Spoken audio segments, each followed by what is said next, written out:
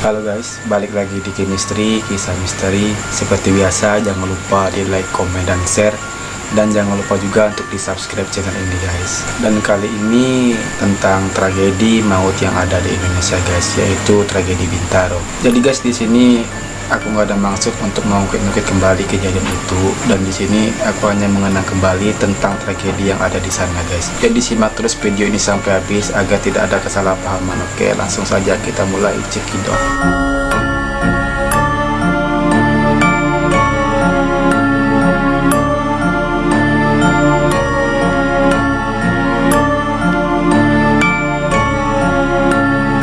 Tragedi maut yang terjadi pada 19 Oktober 1987 yang merenggut ratusan jiwa pastinya tidak bisa terlupakan dengan mudah begitu saja guys. Tragedi ini dikenal dengan tragedi Bintaro.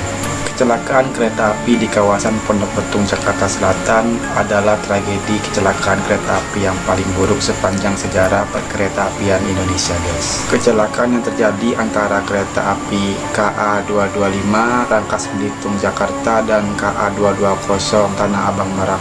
Ratusan orang tewas dan luka-luka, suara benturan sangat kencang, asap hitam yang ngebul, dan banyak mayat-mayat bergelimpangan. Sebagian dalam keadaan tidak utuh dan tubuh-tubuh yang lainnya juga terjepit di antara besi-besi lokomotif itu guys. 34 tahun setelah kejadian ini, banyak orang yang yakin banyak penampakan di area tersebut guys. Di lintasannya sendiri juga sering beberapa kali terjadi kecelakaan yang memakan korban nyawa guys. Konon, lintasan ini dianggap angker karena sering terdengar suara orang minta tolong dan suara orang menangis guys. Ratusan orang meninggal setelah dua rangkaian kereta api ini bertabrakan guys. Paling banyak dari KA 255 yang paling padat penumpangnya.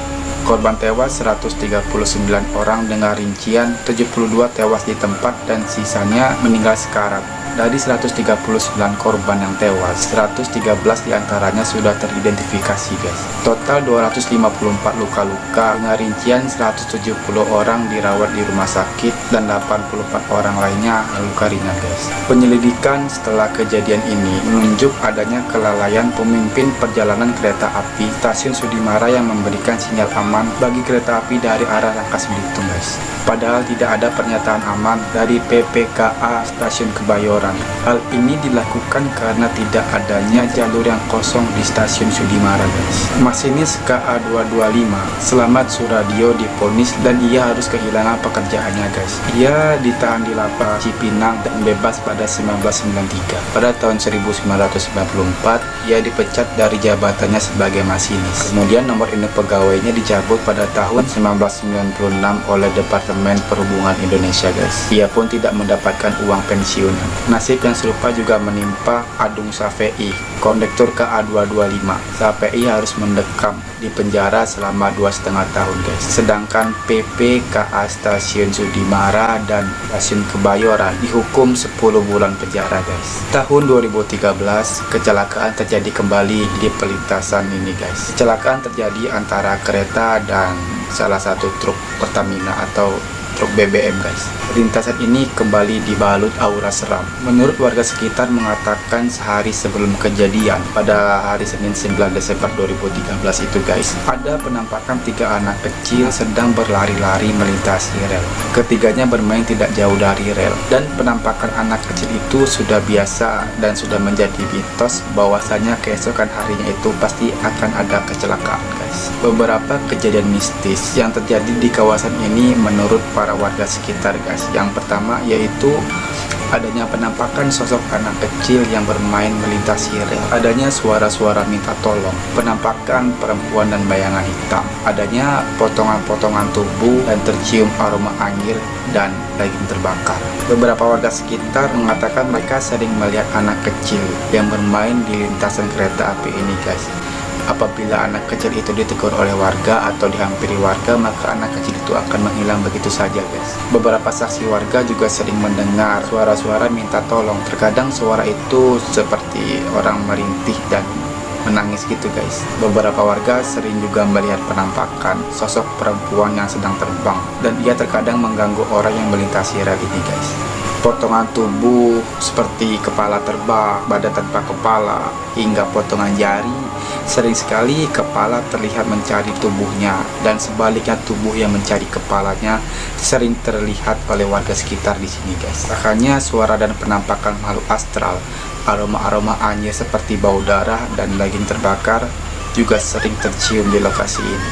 Mitos lain yang paling fenomenal di Bintaro ini adalah tentang keberadaannya setan budak guys. Warga sekitar percaya kalau ada kecelakaan hingga merenggut korban nyawa, pasti itu ulahnya setan budak guys. Mitos setan budak sering erat sekali dikaitkan dengan peristiwa kejadian di Bintaro ini guys. Kabarnya orang yang dipilih oleh setan budak ini, mereka akan tuli dan tidak mendengar atau budak itu guys, sehingga tidak mendengar datangnya kereta api yang akan melintas.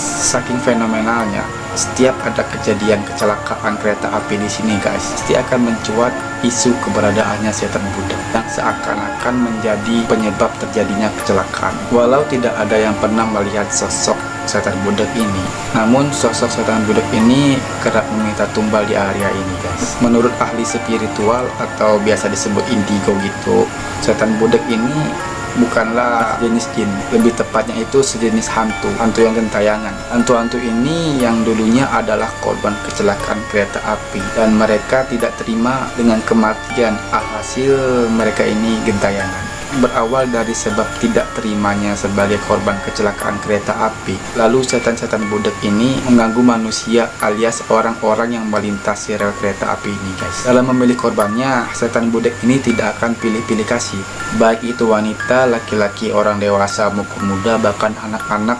Semua korban dipilih bebas, dengan catatan orang yang sedang melintasi rel itu dalam keadaan setengah sadar atau sedang melamun guys, apalagi banyak pikiran, baik pun ketika melintasi kereta api di siang bolong maupun di malam hari yang gelap. Jika bicara wujud fisik tentang setan budak ini guys, setan budak ini ternyata berpenampilan kebanyakan berbentuk laki-laki. Lebih detailnya lagi, yakni laki-laki bertubuh pendek, sekitar hanya 140 cm, dengan bentuk tubuh yang agak pendek dan berkepala botak guys. Jadi itulah guys cerita misteri di balik tragedi di Kelam Bintaro. Sekali lagi aku jelaskan, di sini aku nggak ada maksud untuk mengungkit-ungkit kembali kejadian itu guys.